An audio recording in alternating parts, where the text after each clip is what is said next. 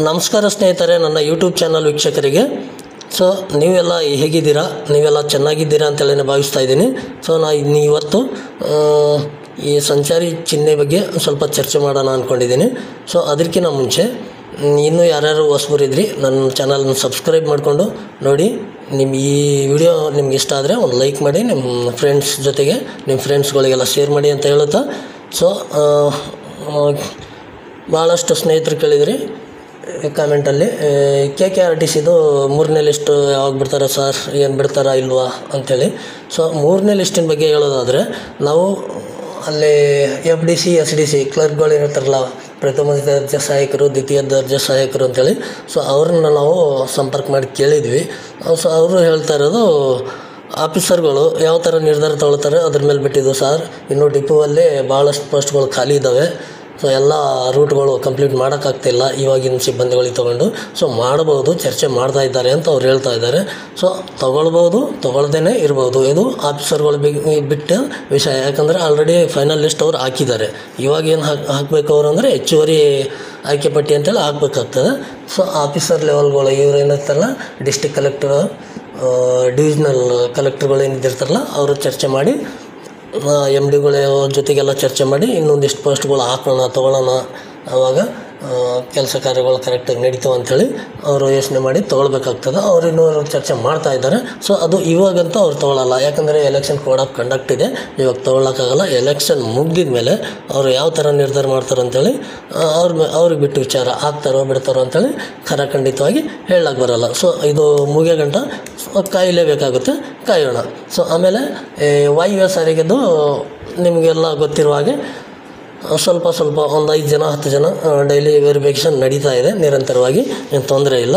So ಇನ್ನೊಂದು 10 ಇಂದ 15 ದಿನದೊಳಗಾಗಿ ಈ ಸಾಫ್ಟ್ವೇರ್ ಅಪ್ಡೇಟ್ ಮಾಡಿ ದಿನಾಲೂ 200-300 ಹುಡುಗರನ್ನ ಅಭ್ಯರ್ಥಿಗಳನ್ನು ವೆರಿಫಿಕೇಷನ್ ಮಾಡ್ತೀವಿ ಅಂತಕ್ಕಂಥ ಮಾತನ್ನು ಅವ್ರು ಹೇಳ್ತಾ ಇದ್ದಾರೆ.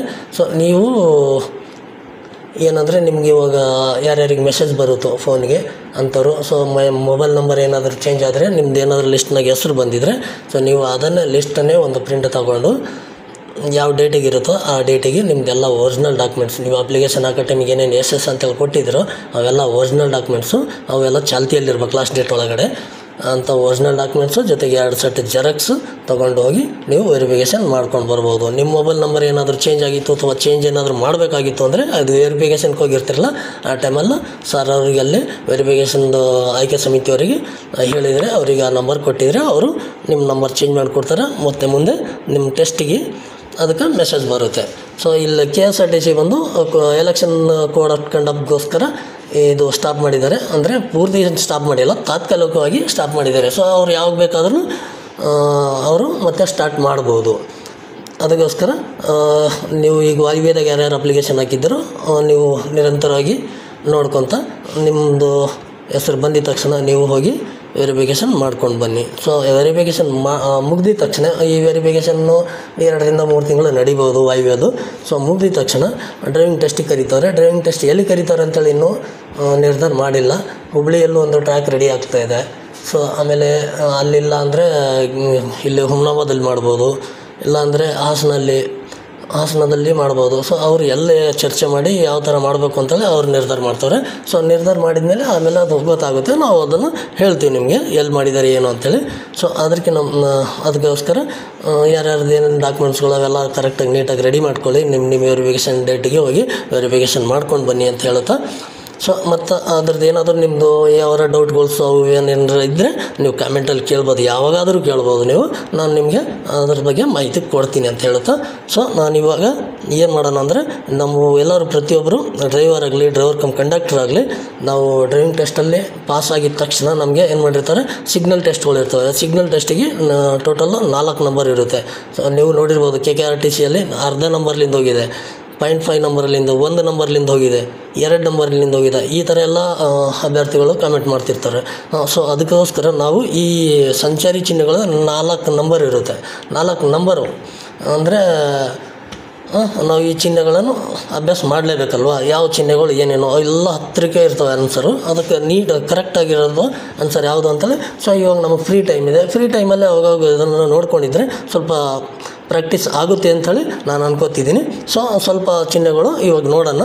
ಸೊ ನಿಮಗೆ ಬೇಕಾಗಿದ್ದರೆ ಮತ್ತು ಬೇರೆ ಮುಂದಿನ ಚಿಹ್ನೆಗಳು ಬೇರೆ ಬೇರೆ ಚಿಹ್ನೆಗಳು ಏನಾದರೂ ಬೇಕಾದರೆ ನನ್ನನ್ನು ಕಮೆಂಟಲ್ಲಿ ಕೇಳಿ ಯಾವ ಥರ ಮಾಡಬೇಕು ಅಂತೇಳಿ ನಾನು ಆ ಥರ ನಿಮಗೆ ಮಾಡಿ ಕೊಡ್ತೀನಿ ಅಂತ ಹೇಳುತ್ತಾ ಬನ್ನಿ ಚಿಹ್ನೆಗಳು ನೋಡೋಣ ಏನಂತೇಳಿ. ಸೊ ನೋಡಿ ಫ್ರೆಂಡ್ಸ್, ಇಲ್ಲಿ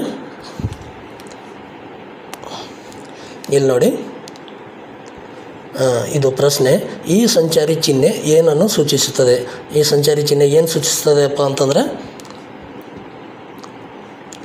ಆಪ್ಷನ್ ನೋಡಿ, ಇಲ್ಲಿ ಒಂದು ನಿಲ್ಲಿಸಿ, ಎರಡನೇದು ನಿಲುಗಡೆ ಮಾಡಕೂಡೋದು ಮತ್ತು ಮುಂದೆ ಆಸ್ಪತ್ರೆ ಇದೆ. ಅಂದರೆ ಇದು ನಿಲ್ಲಿಸಿನೂ ಇದೆ, ನಿಲುಗಡೆ ಮಾಡಕೂಡೋದು, ಎರಡೂ ಅದಕ್ಕೆ ಸಮೀಪ ಇರುವ ಆನ್ಸರ್ಗಳೇ. ಸೊ ನಮಗಿಲ್ಲಿ ಕರೆಕ್ಟಾದ ಆನ್ಸರ್ ಏನಂತೇಳಿ ನೋಡೋಣ. ನೋಡಿ, ನಾನು ಟಿಕ್ ಮಾಡ್ತೀನಿ, ಕಲರ್ ಚೇಂಜ್ ಆಗುತ್ತೆ ನೋಡಿ. ಈ ಏನು ಕಲರ್ ಬಂತಲ್ಲ ಇದು ಸರಿಯಾದ ಉತ್ತರ. ಈ ಚಿಹ್ನೆ ಏನನ್ನು ಸೂಚಿಸ್ತದೆ ಅಂದರೆ ನಿಲ್ಲಿಸಿ ಅನ್ನೋದು ಸೂಚನೆ ಕೊಡ್ತದೆ. ಸೊ ನೆಕ್ಸ್ಟ್ ನೋಡೋಣ, ಈ ಸಂಚಾರಿ ಚಿಹ್ನೆ ಏನನ್ನು ಸೂಚಿಸುತ್ತದೆ? ಸೊ ಇದು ನೋಡಿ, ಎಡಕ್ಕೆ ಚಲಿಸಿ ಅಂತೇಳಿದೆ, ಮತ್ತು ಎಡಗಡೆ ಯಾವುದೇ ರಸ್ತೆ ಇಲ್ಲ ಅಂತೇಳಿದೆ, ಮತ್ತು ಕಡ್ಡಾಯವಾಗಿ ಎಡಕ್ಕೆ ಚಲಿಸಿ ಅಂತೇಳಿದೆ. ಸೊ ಇವು ಮೂರು ಆನ್ಸರು ಅದಕ್ಕೆ ಹತ್ತಿರ ಆಗೇ ಇದೆ. ಅದರೊಳಗೆ ನಾವು ಕರೆಕ್ಟಾಗಿ ಯಾವುದಿರುತ್ತೆ ಅದನ್ನು ನಾವು ಟಿಕ್ ಮಾಡಬೇಕಾಗುತ್ತೆ. ಅಂದಾಗ ನಮಗೆ ಅರ್ಧ ಮಾರ್ಕ್ಸ್ ಸಿಗುತ್ತೆ. ಸೊ ಇದರಲ್ಲಿ ಕರೆಕ್ಟಾದ ಆನ್ಸರ್ ಯಾವುದು ಅಂತೇಳಿ ನೋಡೋಣ. ಒಂದ್ಸಲ ನಾನು ಬೇರೆದು ಆನ್ಸರ್ ಟಿಕ್ ಮಾಡಿ ನೋಡ್ತೀನಿ, ನೋಡೋಣ ಕಲರ್ ಚೇಂಜ್ ಆಗುತ್ತೆ. ನಾನು ಬೇರೆದು ರಾಂಗ್ ಟಿಕ್ ಮಾಡ್ತೀನಿ, ಕಲರ್ ಚೇಂಜ್ ಆಗುತ್ತೆ. ಸೊ ಯಾವ್ದು ಕರೆಕ್ಟ್ ಇರುತ್ತೆ ಅದಕ್ಕೆ ಇದ್ರ ಫಸ್ಟ್ ಬಂದಿತ್ತಲ್ಲ ಆ ಥರ ಕಲರ್ ಬರ್ತದೆ. ನೋಡು, ನಾನು ಇವಾಗ ತಪ್ಪಾಗಿರೋ ಆನ್ಸರ್ನ ಟಿಕ್ ಮಾಡ್ತೀನಿ, ಸರಿಯಾಗಿರೋದು ಕಲರ್ ಚೇಂಜ್ ಆಗಿ ಬರುತ್ತೆ. ನೋಡಿ, ತಪ್ಪಾಗಿರೋದು ಎಡಗಡೆ ಯಾವುದೇ ರಸ್ತೆ ಇಲ್ಲ ಅಂತೇಳಿ ನಾನು ಟಿಕ್ ಮಾಡ್ತಾಯಿದ್ದೀನಿ. ನೋಡಿ, ನಾನು ಟಿಕ್ ಮಾಡಿದ್ದು ಎಡಗಡೆ ಯಾವುದೇ ರಸ್ತೆ ಇಲ್ಲ ಅಂತೇಳಿ ನಾನು ತಪ್ಪು ಆನ್ಸರ್ ಟಿಕ್ ಮಾಡಿದ್ದೆ. ಅದು ಕರೆಕ್ಟ್ ಆನ್ಸರ್ ಯಾವುದಪ್ಪ ಅಂದ್ರೆ ಮೂರನೇದು, ಕಡ್ಡಾಯವಾಗಿ ಎಡಕ್ಕೆ ಚಲಿಸಿ. ಈ ಥರ. ನೆಕ್ಸ್ಟ್ ಮೂರನೇ ಪ್ರಶ್ನೆ ನೋಡೋಣ. ಈ ಸಂಚಾರಿ ಚಿಹ್ನೆ ಏನನ್ನು ಸೂಚಿಸುತ್ತದೆ? ಈ ಚಿಹ್ನೆ ನಮಗೇನು ಸೂಚಿಸ್ತದಪ್ಪ ಅಂದರೆ ಆಪ್ಷನ್ ನೋಡೋಣ. ಒಂದು ದಾರಿ ಕೊಡಿ, ಎರಡನೇದು ಮುಂದೆ ಆಸ್ಪತ್ರೆ ಇದೆ, ಮತ್ತು ಮುಂದೆ ಸಂಚಾರಿ ವೃತ್ತವಿದೆ. ಅಂದರೆ ಮುಂದೆ ಸಂಚಾರಿದು ಸರ್ಕಲ್ ಇದೆ ಅಂತ ಅವ್ರು ಹೇಳ್ತಾ ಇದ್ದಾರೆ. ಇದು ಕರೆಕ್ಟಾದ ಆನ್ಸರ್ ನೋಡೋಣ, ದಾರಿ ಕೊಡಿ ಅಂಥೇಳಿ. ನೆಕ್ಸ್ಟ್ ಪ್ರಶ್ನೆ ನೋಡೋಣ. ಈ ಚಿಹ್ನೆ ಏನನ್ನು ಸೂಚಿಸುತ್ತದೆ? ನೋಡಿ, ಇಲ್ಲಿ ನೋಡಿ, ಮೇಲ್ಗಡೆ ಹೋಗೋದಂದರೆ ನಾವು ಈ ಕಡೆಯಿಂದ ನಾವು ಕೂತ್ಕೊಂಡಿದ್ದೀವಲ್ಲ, ನಾವು ಈ ಕಡೆಯಿಂದ ಹೋಗ್ತಾ ಇದ್ದೀವಿ ಅಂತೇಳಿ ನಾವು ಊಹೆ ಮಾಡ್ಕೋಬೇಕು. ಈ ಕಡೆ ಹಿಂಗೆ ಮೇಲ್ಗಡೆ ಹೋಗ್ತೀವಿ ಅಂತ ನಾವು ಊಹೆ ಮಾಡ್ಕೊಬೇಕು. ಸೊ ಆವಾಗ ಈ ಮೇಲ್ಗಡೆ ಹೋಗೋದು ಇಲ್ಲಿದೆ ನೋಡಿ, ಈ ಮೇಲ್ಗಡೆ ಹೋಗೋದಕ್ಕೆ ಅಡ್ಡಗೆರೆ ಬಂದಿದೆ ಅಂದರೆ ನಾವು ಹೋಗುವ ಹಾಗಿಲ್ಲ. ಸೊ ಈ ಕಡೆ ಬರೋದೇನು ಗೆರೆ ಇದೆಯಲ್ಲ, ಬರೋದಕ್ಕೆ ಅದ್ರ ಮೇಲೆ ಅಡ್ಡಗೆರೆ ಇಲ್ಲ. ಅಂದರೆ ಆ ಕಡೆಯಿಂದ ನಾವು ಬರ್ಬೋದು, ಈ ಕಡೆ ಹೋಗಂಗಿಲ್ಲ. ಅಂದರೆ ಇದೇನು ಏನಾಗುತ್ತೆ ಅಂದರೆ ಏಕಮುಖ ಸಂಚಾರ ಅಂಥೇಳಿ ಆಗುತ್ತೆ. ಅಂದರೆ ಒನ್ ವೇ. ಅದಕ್ಕೆ ಇದು ಸರಿಯಾದ ಉತ್ತರ ಏನಾಗುತ್ತೆ? ಏಕಮುಖ ಸಂಚಾರ ಆಗುತ್ತೆ, ಎರಡನೇದು. ಮುಂದಿನ ಪ್ರಶ್ನೆ, ಈ ಸಂಚಾರಿ ಚಿಹ್ನೆ ಏನನ್ನು ಸೂಚಿಸುತ್ತದೆ? ಅಂದರೆ ಇಲ್ಲೇನಾಗಿದೆ ಅಂದರೆ ಇಲ್ಲಿ ಒಂದು ಮಾರ್ಕ್ ಕೊಟ್ಟಿದ್ದಾರೆ, ಇವು ಥರ ಒಂದು ಮಾರ್ಕ್ ಕೊಟ್ಟು ಹಿಂಗೆ ಅಡ್ಡಗೆರೆ ಹೊಡ್ತಾರೆ. ಅಂದರೆ ಏನು, ನಾವು ಯಾವುದೇ ಪ್ರತಿಯೊಂದಕ್ಕೂ ನಾವು ಯಾವ ಕಡೆಯಿಂದ ಹೋಗ್ತಾ ಇದೀವಿ ಅಂತೇಳಿ ಊಹೆ ಮಾಡ್ಕೋಬೇಕು. ಅಂದರೆ ನಾವು ಈ ಥರ ನೋಡಿ, ಮಾರ್ಕ್ ಹಾಕಿದ್ದು ನೋಡಿ, ನಾವು ಈ ಥರ ಹೋಗ್ತಾ ಇದೀವಿ ಅಂತೇಳಿ ಊಹೆ ಮಾಡ್ಕೋಬೇಕು. ಸೊ ಇಲ್ಲಿ ಆಪ್ಷನ್ ನೋಡಿ, ಬಲ ತಿರುವು ನಿಷೇಧಿಸಿದೆ. ಅಂದರೆ ಬಲಗಡೆ ರೈಟ್ ಸೈಡಿಗೆ ಹೋಗಂಗಿಲ್ಲ. ಎರಡನೇ ಆಪ್ಷನು, ಬಲಕ್ಕೆ ಕಡಿದಾದ ತಿರುವು ಇದೆ. ಅಂದರೆ ರೈಟ್ ಸೈಡಿಗೆ ಚಿಕ್ಕದು ಅಂದರೆ ಡೌನ್ ಇರೋದು ಯು ಟರ್ನ್ ಇದೆ ಅಂತ. ಆಮೇಲೆ ಮೂರನೇದು, ಯು ತಿರುವು ನಿಷೇಧಿಸಿದೆ. ಅಂದರೆ ಯು ಟರ್ನು ನಿಷೇಧ ಮಾಡಿದ್ದಾರೆ ಅಂಥೇಳಿ, ಪ್ರಾವಿಟೆಡ್. ಸೊ ಇಲ್ಲಿ ಆನ್ಸರ್ ಏನಾಗುತ್ತೆ ಅಂದರೆ ನಮಗೆ ಯು ಮೇಲೆ ಅಡ್ಡಗೆರೆ ಹೊಡೆದಿದ್ದಾರೆ. ಅಂದರೆ ಕರೆಕ್ಟಾಗಿ ಆನ್ಸರು ಯು ತಿರುವು ನಿಷೇಧಿಸಿದೆ ಅಂಥೇಳಿ ಆಗುತ್ತೆ. ಸೊ ನೆಕ್ಸ್ಟ್ ನೋಡೋಣ. ಸ್ವಲ್ಪ ಬೇಗ ನೋಡ್ಕೊಂಡು ಬಿಡೋಣ, ಯಾಕಂದರೆ ಟೈಮ್ ಆಗೋಲ್ಲ, ನಿಮಗೂ ಬೋರ್ ಆಗುತ್ತೆ. ಈ ಸಂಚಾರಿ ಚಿಹ್ನೆ ಏನನ್ನು ಸೂಚಿಸುತ್ತದೆ? ಸೊ ಇಲ್ಲಿ ಏನು ಕೊಟ್ಟಿದ್ದಾರೆ ಅಂದರೆ ಅಡ್ಡಗೆರೆಗಳು ಕೊಟ್ಟಿದ್ದಾರೆ. ಅಲ್ಲಿ ಹುಡುಗ ರೋಡ್ ಕ್ರಾಸ್ ಮಾಡೋದು ತೋರಿಸ್ತಾ ಇದೆ. ಸೊ ಇಲ್ಲಿ ಪಾದಚಾರಿಗಳು ದಾಟುವ ಸ್ಥಳ, ಪಾದಚಾರಿಗಳು ದಾಟಬಹುದು, ಪಾದಚಾರಿಗಳನ್ನು ನಿಷೇಧಿಸಿದೆ. ಸೊ ಇವು ಮೂರು ಅದಕ್ಕೆ ಹತ್ತಿರವಾಗಿರೋವೇ ಆನ್ಸರ್ಗಳಿದ್ದಾವೆ. ಇದ್ರಾಗ ಅದಕ್ಕೆ ನಿಖರವಾದ ಆನ್ಸರ್ ಯಾವುದಂತೇಳಿ ನಾವು ಕಂಡುಹಿಡಿಬೇಕು. ಸೊ ಇದರಲ್ಲಿ ಕರೆಕ್ಟಾದ ಆನ್ಸರು ಪಾದಚಾರಿಗಳು ದಾಟುವ ಸ್ಥಳ. ನೆಕ್ಸ್ಟ್ ನೋಡೋಣ. ಈ ಚಿಹ್ನೆ ಏನನ್ನು ಸೂಚಿಸುತ್ತದೆ? ನೋಡಿ, ಮೇಲ್ಗಡೆ ಪಿ ಅಂತೇಳಿದೆ ಬ್ಲೂ ಕಲರಲ್ಲಿ, ಅಂದರೆ ನಿಮಗೆಲ್ಲ ಗೊತ್ತಿರೋ ಹಾಗೆ ಪಾರ್ಕಿಂಗ್ ಅಂತೇಳಿ. ಸೊ ಪಾರ್ಕಿಂಗ್ ಅಂತೇಳಿ ಬ್ಲೂ ಕಲರ್ ಕೊಟ್ರು ಅಂತೇಳಿ ನಾವು ಅದೇ ಜಾಗದಾಗ ನಿಂದಿರ್ಸಂಗಿಲ್ಲ. ಅಲ್ಲಿ ಕೆಳಗಡೆ ಒಂದು ಮಾರ್ಕ್ ಕೊಟ್ಟಿದ್ದಾರೆ ನೋಡಿ, ರೈಟ್ ಮಾರ್ಕು. ಸೊ ಅದಕ್ಕೋಸ್ಕರ ನಾವು ಆ ರೈಟ್ ಮಾರ್ಕ್ ಯಾವ ಕಡೆ ಕೊಟ್ಟರೆ ಆ ಕಡೆ ಹೋಗಿ ಪಾರ್ಕಿಂಗ್ ಮಾಡಬೇಕಾಗುತ್ತೆ. ಸೊ ಅದಕ್ಕೆ ಆಪ್ಷನ್ಗಳು ನೋಡೋಣ. ಬಲಬದಿಯಲ್ಲಿ ಮುಂದಕ್ಕೆ ಚಲಿಸಿ ಅಂದರೆ ನೋಡಿ, ರೈಟ್ ಸೈಡ್ ಮಾರ್ಕ್ ಕೊಟ್ಟಾರಲ್ಲ ಅದಕ್ಕೆ ಮುಂದೆ ಚಲಿಸಿ ಅಂತೇಳಿ ನಮ್ಗೆ ಕನ್ಫ್ಯೂಸ್ ಮಾಡೋಕ್ಕೆ ಈ ಥರ ಎಲ್ಲ ಕೊಟ್ಟಿರ್ತಾರೆ. ಬಲಬದಿಯಲ್ಲಿ ವಾಹನ ನಿಲುಗಡೆ, ಬಲ ತಿರುವು ಕಡ್ಡಾಯ. ಸೊ ಇದರ ಕರೆಕ್ಟ್ ಆದ ಆನ್ಸರು ಎರಡನೇದು, ಬಲಬದಿಯಲ್ಲಿ ವಾಹನ ನಿಲುಗಡೆ. ನೆಕ್ಸ್ಟ್ ನೋಡೋಣ, ಈ ಸಂಚಾರಿ ಚಿಹ್ನೆ ಏನನ್ನು ಸೂಚಿಸುತ್ತದೆ? ಯು ತಿರುವು ನಿಷೇಧಿಸಿದೆ. ನೋಡಿ, ಯು ಥರ ಅಂದರೆ ಸ್ವಲ್ಪ ನಮ್ಗೆ ಯು ಥರ ಕಾಣ್ತಾ ಇದೆ ಅಂಥೇಳಿ ಯು ಕನ್ಫ್ಯೂಸ್ ಮಾಡ್ಕೋತಾರೆ ಅಂತೇಳಿ ಈ ಥರ ಕೊಟ್ಟಿದ್ದಾರೆ. ನೋಡಿ, ಪೂರ್ತಿ ಯು ಇಲ್ಲದು ಸ್ವಲ್ಪ ಇದೆ. ಯು ತಿರುವು ನಿಷೇಧಿಸಿದೆ, ಆಮೇಲೆ ಬಲ ತಿರುವು ನಿಷೇಧಿಸಿದೆ, ಆಮೇಲೆ ಎಡಬದಿಯಿಂದ ಓವರ್ಟೇಕಿಂಗ್ ನಿಷೇಧಿಸಿದೆ. ಸೊ ನಮಗೆ ಕನ್ಫ್ಯೂಸ್ ಆಗೋಗೋಸ್ಕರ ಈ ಥರ ಎಲ್ಲ ಕೊಟ್ಟಿರ್ತಾರೆ. ಇಲ್ಲಿ ನೋಡಿ, ಇದು ಕರೆಕ್ಟ್ ಆದ ಆನ್ಸರ್. ಹಿಂಗೆ ರೈಟ್ ಸೈಡಿಗೆ ಮಾರ್ಕ್ ಕೊಟ್ಟು ಹಿಂಗೆ ಅಡ್ಡಗೆರೆ ಹೊಡೆದಾರಂದ್ರೆ ಅದು ಬಲ ತಿರುವು ನಿಷೇಧಿಸಿದೆ ಅಂತೇಳಿ. ನೆಕ್ಸ್ಟು, ಈ ಸಂಚಾರಿ ಚಿಹ್ನೆ ಏನನ್ನು ಸೂಚಿಸುತ್ತದೆ? ಒಂದು ಹಾರ್ನ್ ಕೊಟ್ಟಿದ್ದಾರೆ, ಅದಕ್ಕೆ ಅಡ್ಡ ಮಾರ್ಕ್ ಹಾಕಿದ್ದಾರೆ.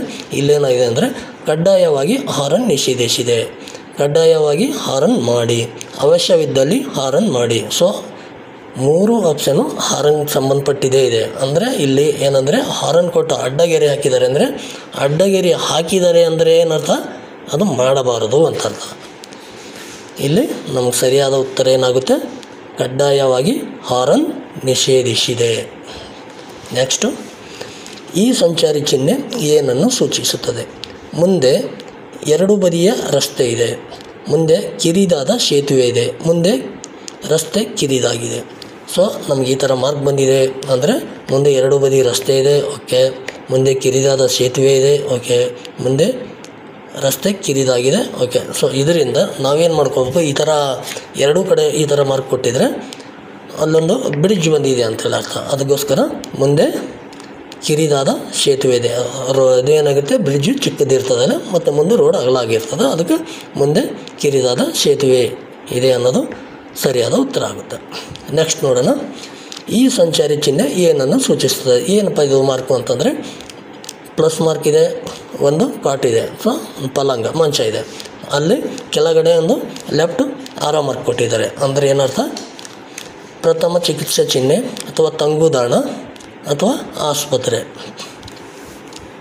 ಏನಿದೆಯಪ್ಪ ಇಲ್ಲಿ ಅಂದರೆ ಪ್ರಥಮ ಚಿಕಿತ್ಸೆನೂ ಅದಕ್ಕೆ ಸಂಬಂಧಪಟ್ಟಿದೆ, ತಂಗುದಾಣ ಅಲ್ಲೋಗಿ ನಾವು ವಸತಿ ಮಾಡತಕ್ಕಂಥದ್ದು, ಇನ್ನೊಂದು ಆಸ್ಪತ್ರೆ. ಸೊ ಎಲ್ಲ ಅದಕ್ಕೆ ಸಂಬಂಧಪಟ್ಟಿದೆ. ಆದರೆ ಇಲ್ಲೇನಾಗ್ತದೆ ಅಂದರೆ ಸರಿಯಾದ ಉತ್ತರ ಆಸ್ಪತ್ರೆ ಆಗುತ್ತೆ. ಯಾಕಂದರೆ ಅಲ್ಲಿ ಕಾಟು ಕೊಟ್ಟಿದ್ದಾರಲ್ವ, ಅದಕ್ಕೋಸ್ಕರ ಆಸ್ಪತ್ರೆ ಇರುತ್ತೆ. ಬರೀ ಪ್ಲಸ್ ಇದ್ದರೆ ಪ್ರಥಮ ಚಿಕಿತ್ಸೆ ಆಗ್ತಿತ್ತು. ನೆಕ್ಸ್ಟ್ ನೋಡೋಣ, ಈ ಸಂಚಾರಿ ಚಿಹ್ನೆ ಏನನ್ನು ಸೂಚಿಸುತ್ತದೆ? ಸೊ ಇಲ್ಲೇ ನೋಡಿ, ಇಲ್ಲೇ ಬಂತು ನೋಡಿ ನೆಕ್ಸ್ಟ್ ಕ್ವಶನ್. ಪ್ರಥಮ ಚಿಕಿತ್ಸಾ ಕೇಂದ್ರ, ತಂಗುದಾಣ, ಆಸ್ಪತ್ರೆ. ನಾವು ಎಲ್ಲ ಆಲ್ರೆಡಿ ಪ್ಲಸ್ ಕೊಟ್ಟಿದ್ದಾರಲ್ಲ, ಅದಕ್ಕೋಸ್ಕರ ನಾವು ಆಸ್ಪತ್ರೆ ಅಂತೇಳಿ ನೋಡಿದ್ರೆ ಅದು ತಪ್ಪು ಆನ್ಸರ್ ಆಗುತ್ತೆ. ನೋಡಿ, ಈಗ ನಾನು ಆಸ್ಪತ್ರೆ ನೋಡಿದ್ದೀನಿ, ನೋಡಿ ಯಾವುದಕ್ಕೆ ಬರುತ್ತೆ ಆನ್ಸರ್ ಅಂತೇಳಿ ನೋಡಿ.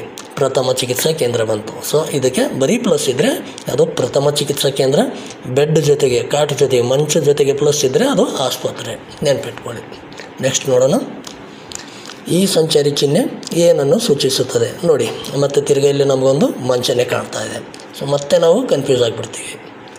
ಕೇಳಿ ನೋಡಿ, ಆಪ್ಷನ್ ನೋಡಿ, ಆಸ್ಪತ್ರೆ, ವಿಶ್ರಾಂತಿ ಸ್ಥಳ, ಪ್ರಥಮ ಚಿಕಿತ್ಸೆ. ಸೊ ಇದರಲ್ಲಿ ಸರಿಯಾದ ಉತ್ತರ ಏನಪ್ಪ ಅಂತಂದರೆ ನಮಗಿಲ್ಲಿ ಯಾವುದೋ ಪ್ಲಸ್ ಚಿಹ್ನೆ ಇಲ್ಲ.